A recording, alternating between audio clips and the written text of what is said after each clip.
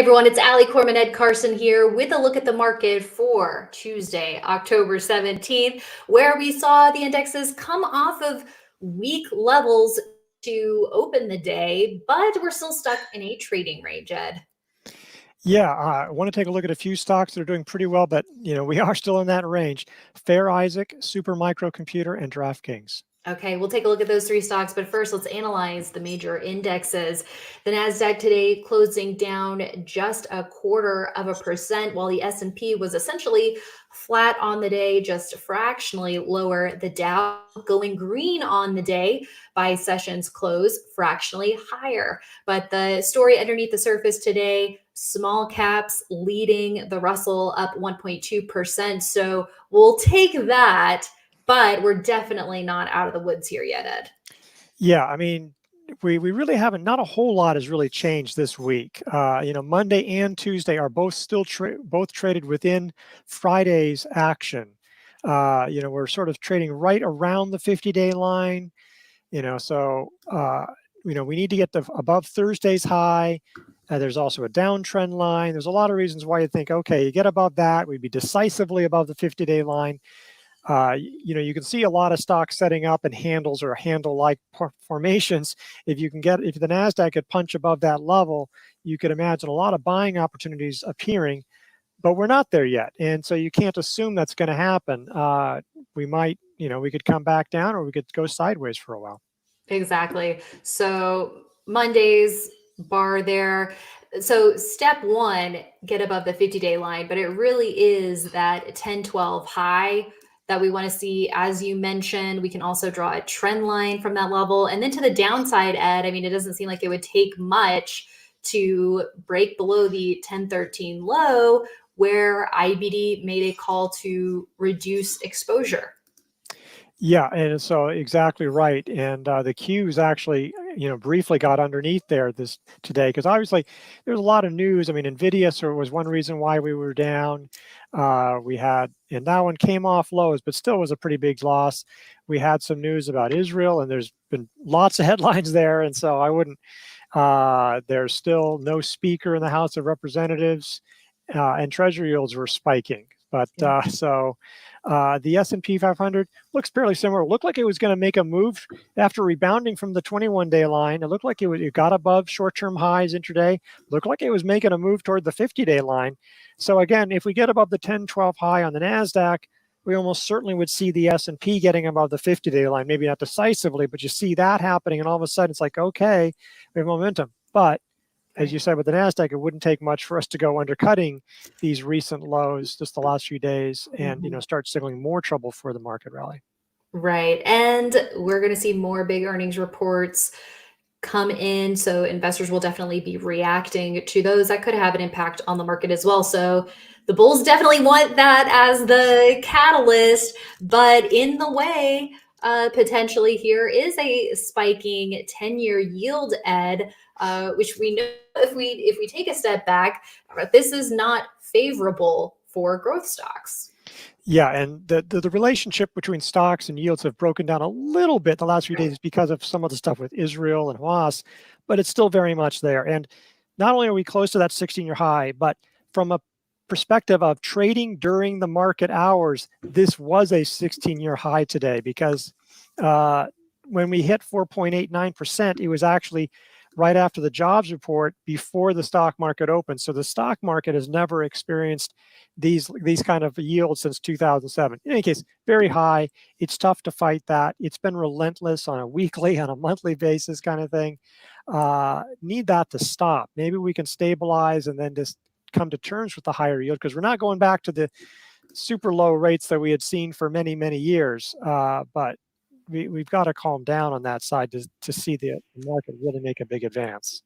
Yeah, something we're continuing to watch closely, as is market breadth. So let's pull up a couple of ETFs to compare market breadth underneath the surface. QQQ, which tracks the Nasdaq 100, down 0.3% today, while QQEW, the equal weighted version, flat on the day. So a little bit of encouragement, or a sign of encouragement there, Ed. Whereas SPY, as we mentioned, basically flat on the day.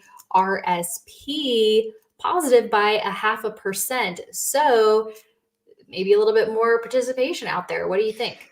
It was two things. Yeah, we had more participation today, but obviously the equal weights are below the regular indexes, so the breadth has not been there. The RSP did get above its 21-day line, which is the first time in over a month that it's been able to close above that level. Yeah, and getting above its highs from 1010 in that kind of area, but we'll see. We definitely need it to prove it to us a little bit more here. Yeah. Let's also take a look at IWM. This tracks the Russell 2000. So when it comes to we need more proof, that can definitely be said here for the Russell, even with today being a day of outperformance. You can't take that in isolation. Yeah, day of outperformance. A couple days ago, we were at 5 or 6 month closing lows, very close to 2023 lows. So yeah, we need to see a lot more from small caps. Yeah, just stuck in this trading range, still going back a long ways. Now we want to take a look at two sector ETFs. Here's a look at SMH, down on the day, but off lows alongside NVIDIA. So good to see it hanging in there, Ed, even though it was down 1.2% today. Yeah, and we will get ASML earnings tomorrow morning, Lam Research tomorrow night, Taiwan Semi Thursday morning. Those are three of the bigger names out there, aside from NVIDIA. So a lot to see there. But yeah, chips are doing well, but software is clearly doing better. And well, speaking of software, let's go there. IGV up almost 0.5% on the day and holding above the 50-day line since the follow-through day. So seeing this as a very compelling area of strength.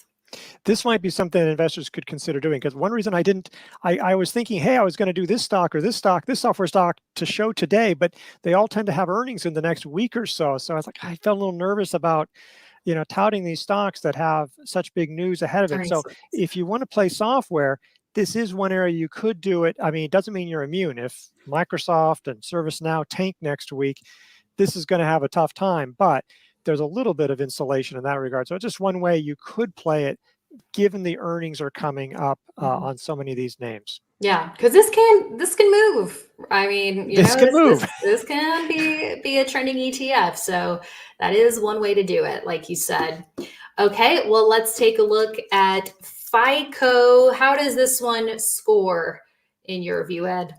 Boy, it almost broke out today. It was really nice action here. Look, this is a long-term leader, which suggests steady growth, steady stock market performance. And there was some rough time in 2021, 2022, but you can see it's reestablished itself. Just steady, solid. That's a pretty decent ascent. I mean, it's not rip-roaring in the past year, but, really that's a nice move. And the relative strength's at a new high. It's still close to the 50-day line. So even though it's at a traditional buy point around there, the growth is pretty good, picked up in the last quarter. There's a lot of things to like about this stock. So that's this is our stock of the day. This is an environment of a choppy market that you might expect this to do particularly well, because it's, I would say, people always are going to check their credit reports, so that's not going away. So I think this one is definitely one that investors could consider for their portfolio. Maybe not, it's not all of it, but it's something that, sort of a steady eddy in sort of a volatile time. And right now trading about 4% above the 10-week line. So could use that level to manage risk. And we've got earnings in a little over 3 weeks. Okay, next on our list, let's take a look at SMCI, a high-flying tech stock, a nice outside day, upside reversal here. Ed, shares up 2.4% in some volume as this chip name works on a new handle. Yeah, sort of makes it like a lot of the NVIDIA chips go into its servers and a lot of other, even if NVIDIA rivals come in, this one may still be the server maker for that. Nice action today. I think you could use 300 as an early entry. This is a handle now. After today, that's 5 days, so it'll show up. And actually, on a weekly, it's already there from last week. It was barely down last week, but if you look on, it looks better actually on a daily. I think. I'm not quite sure why it's not showing up as a cup base of some part. It's a little messy. I think that's why it didn't show up on that. But that's the legitimate handle. There was a real shakeout. It's almost the exact opposite of FICO in the sense of like this is not a steady eddy. This has big moves. If you're going to be buying something try to find places that are really close to the buy point that you're looking at, because this one can swing up and down. You may, it'll be up 5-6%. You're saying like, nothing can stop this. And then the next day it goes down 6 or 7%. It's like, man, this is never coming back. Definitely know the character. You can't think that FICO and Supermicro are the same kind of stock. But this has been one of the big winners of 2023.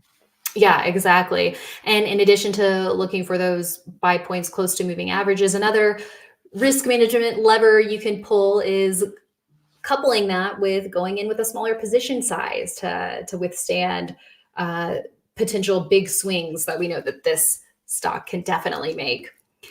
Next on the list, let's take a look at DraftKings setting up. It looks like the volatility potentially contracting for this stock as it continues to base out, Ed.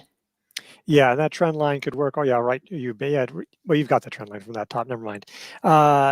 So you could use that high from a few days ago as an early entry. That would be a possibility. There hasn't been much volume on the way up. There hasn't been much volume, period, in this stock for quite a while, to be honest. It'd be nice to see that. I mean, the volume, I guess, is sort of slightly, if you squint, has picked up a little bit. But it'd be nice to see that pick up. The relative strength, despite all these ups and downs, the relative strength line has held up pretty well. It's really not far from being a new high. That shows you how the market has had that kind of environment. And the market has a double bottom. This one didn't have a second leg down. It held up a little better. This is a stock, strong revenue growth that actually picked up again after sort of looking to slow. It actually turned a profit in the latest quarter. It's moving towards consistent profitability down the road. So this one's doing really well. Yeah, there's some overhead resistance, but there was sort of like that 18-month bar. You start discounting the overhead resistance, because at some point people are they'll have sold, or they forgot that it's in your portfolio, I guess. I'm not, and so it's probably not as big of a deal at this point.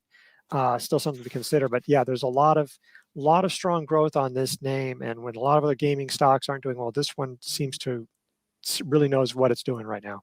Mm-hmm. So with earnings 16 days away, we take out the weekend. So, little over 10 trading days until earnings. Now, a stock like this with a beta of almost 2, there's the potential that you could get enough profit cushion on this stock in that short of time, but you run the risk of not being able to get enough profit cushion there. So I guess it depends on what type of trader you are, how aggressive you are, and first of all, if it can actually clear this downtrend and present an entry. That's step one. But then step 2 is knowing yourself as a trader. For some, maybe this is when you just keep on the radar to see how it acts after earnings are out, while others may opt to be a little bit more aggressive here.